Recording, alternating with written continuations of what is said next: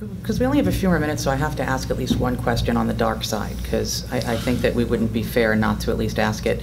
And it comes, this question from me comes from hearing a million debates from different shows that I've done and talked to different types of people.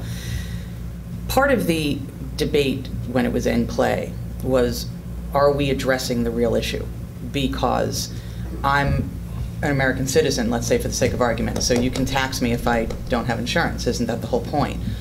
What I keep hearing from different people calling into shows and whatnot is you have people who are undocumented going to hospitals and they're getting coverage, even though they don't pay into the system.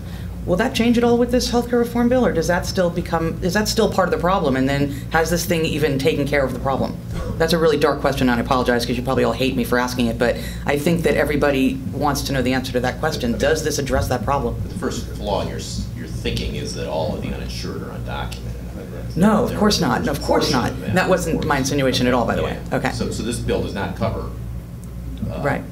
So it does, but non-U.S. citizens. Okay, so that's the issue. So that issue still will be there. That will still be an issue. But I would suggest, and I think Garb and I are really, well, Kaiser does provide care as well.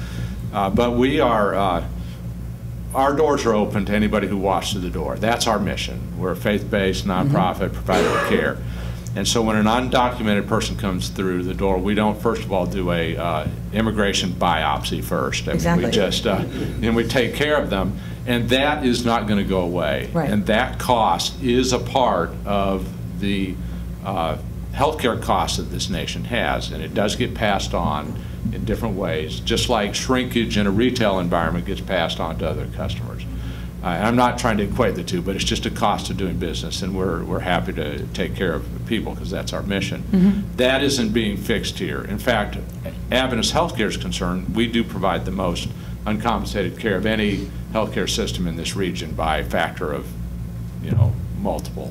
The challenge that we're faced with is that some of the government programs that help us pay for that today are going away because of this, and yet we have a disproportionate amount of people because of where our Washington-Amish particularly resides who are in this community on an undocumented status, which we think could have a very negative effect on Washington-Amish because the supports that exist to help us take care of them go away, and yet we still have that community that we're taking care of. Right. Have you guys done anything? Because you are, I guess that was the nature of the dark question, because clearly you had to be thinking about this on some level. You have to be. You are going to take care of these people. It isn't, we're not having a political debate here. We're talking about a human being walks into a hospital and is bleeding, and you're going to take care of that person, but they are not documented, and they do not have insurance, and even with this healthcare reform bill, you're not being paid for it, but you're also recognizing that some of the ways that you are paying for this to compensate for the fact that you do it are being taken away. Right. Are you doing anything to work toward fixing that? We think there's a number of things that would, whether there's healthcare reform or not, that makes sense in this arena. When people consume their healthcare in a primary way in an emergency department, it's the most expensive way to do it. So much of our effort is to push access to care into the community closer to where individuals are. So we partner with all kinds of clinics, we provide resources there, and we try to work with those communities to help them consume their care before it's a critical issue. So in a primary preventative way, lifestyle change, a whole range of things. Because if people are, the fundamental thing driving American healthcare costs is the aging of the population and the lifestyle of the people. Those two things are driving that. And if we can help in the lifestyle side in an undocumented community, we will keep them out of the primary delivery system.